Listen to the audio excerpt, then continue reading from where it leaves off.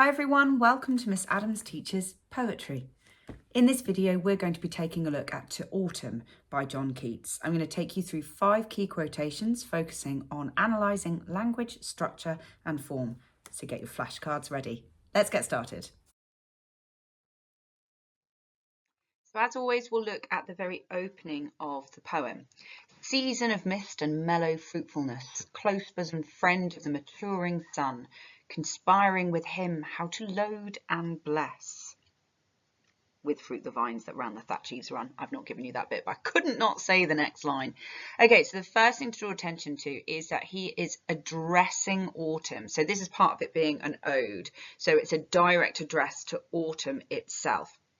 And if you watched my form video, I've mentioned this already, you'll notice some metrical irregularity, because although the rest of the poem is written in iambic pentameter, here we are starting with spondees rather than iambs, because there is a stress on both syllables. Season, close bosomed, and then it goes into the iambic pentameter, and that's just placing a really strong emphasis on the word season, because obviously it's describing autumn and it's that moment of address. We've got some really lovely alliteration here, nasal alliteration, so it's quite a soft sound, mists and mellow. And there's almost a little sense of mystery created here, this idea of this season that has all of this kind of low mist in the morning. And the fact that it's mellow, again, there's a sort of tranquility, a peace created there with the mellow fruitfulness. And then we've got this wonderful personification. So autumn is personified just by the nature of being addressed directly, but the sun is personified as well.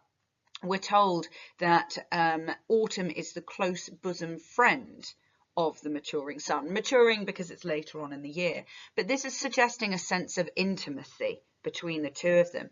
And that intimacy is continued through this verb here, conspiring with him. So autumn conspires with the sun. So they get together and they whisper and they plan how to load and bless.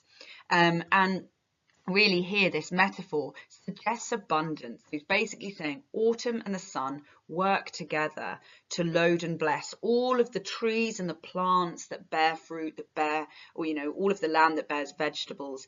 And the fact that we've got the metaphor here of it being a blessing makes it sound so very valuable and almost quite spiritual. Now the rest of that stanza goes on to list all of the different products and describes their ripeness and again their abundance. So I've not put that one in the PowerPoint just because I'm only doing 5 key quotes, but if you wanted to develop that point, you could look at the listing in the rest of that stanza. But on to stanza 2. So there's a slight shift here. Again, we've got the direct address, but we're moving to a different part of the season. But we're getting the same sort of ideas. So in this rhetorical question, who has not seen thee oft amid thy store? Okay, so here, oft, this is often. Who hasn't seen thee often? So it's a little adverb here that suggests, again, abundance, i.e. nature is always there.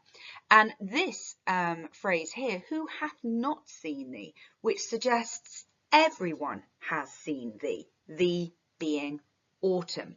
Okay, now the store, this is sort of referring to, like the stores where all the produce would be kept. Sometimes whoever seeks abroad may find thee sitting careless on a granary floor. So we've got the development of that personification and this idea of sitting careless, so carefree, so it's quite whimsical, it's peaceful, it's tranquil. Thy hair soft lift by the winnowing wind.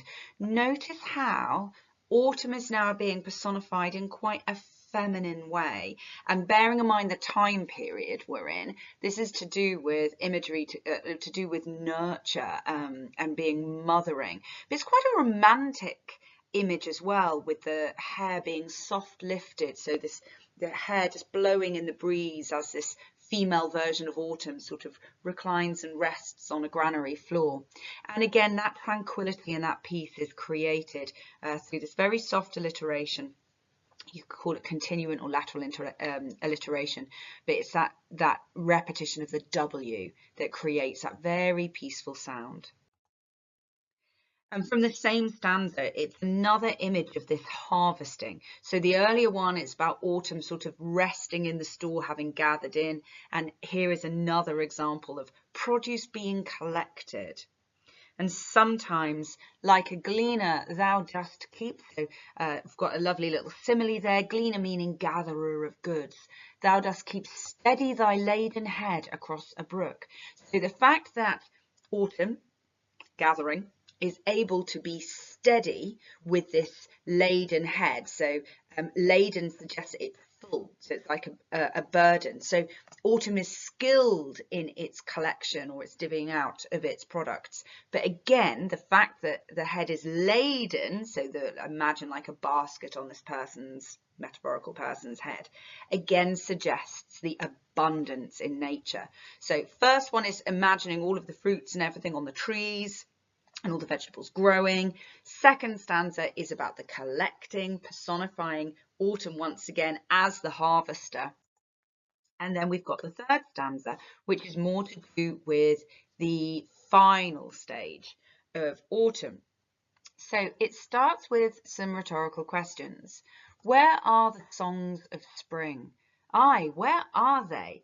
So this almost suggests that there's a little bit of jealousy over spring, like there are all these songs of spring. Yeah, well, why aren't we seeing them here? But then what we have is a little bit of hyperphora, where the question that is posed is then answered them, and in this case with an imperative, and this is about reassurance. Think not of them. Thou hast thy music too. So further personification, saying you've got music as well. It's different to spring, but it's still there. It's still beautiful. And then we get some of the descriptions of what that music is. And this is where the tone shifts subtly and becomes a little bit sadder, a little bit more reflective, but still very beautiful. So while barred clouds bloom the soft dying day, and touch the stubble plains with rosy hue, then in a wailful choir the small gnats mourn. So we've got this metaphor here, the soft dying day. So we're talking about the end of the day, the dimming of the lights. We've got this colour symbolism here that suggests the sort of beginnings of the sunset, that there's this sort of pinkish hue in the sky.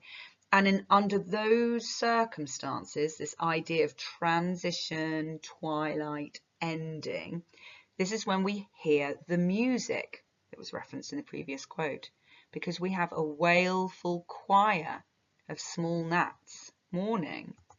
So obviously we've got a metaphor here and further personification. You know what the gnats are like, you know, when you look into the air and you see the tiny little flies, normally in clouds. So suddenly we're starting to get this imagery that is all to do with death. Okay, so we've got soft dying day. We have a wailful choir, so wailing suggests grief. And then we've got this verb here of mourning. Now, I've cheated because I always say 5 quotes and then I always sneak a couple of extra ones in. I've done it again, but you need to see this in conjunction with a couple of other lines of the poem, which I've popped for you here. So we've got full-grown lambs, loud bleat from hilly bourne, and then the final line of the poem, and gathering swallows twitter in the sky. Now I've put these in because again, these images are to do with ending. The fact that the lambs are full grown, yeah, suggests that they are coming to the end of that part of their life. It's about transition. And the swallows are gathering, twittering, lovely bit of onomatopoeia there, because they're about to leave. They're ready to migrate. Again, it's the end. So actually, by the time we get to the final stanza, we've got all of these ideas about death. If you've watched my context video, you're probably making some connections. You know, he's writing this at a time where his brother is dying of TB, and it's only 2 years before he then dies of TB, along with, you know, other members of his family. So this is a celebration of autumn, but it's a celebration of life as well, and the cycle of life. So actually, the season of autumn almost becomes like a wider metaphor for life itself. And this here is the final stages. So it's not just about, isn't nature great because he's a romantic poet?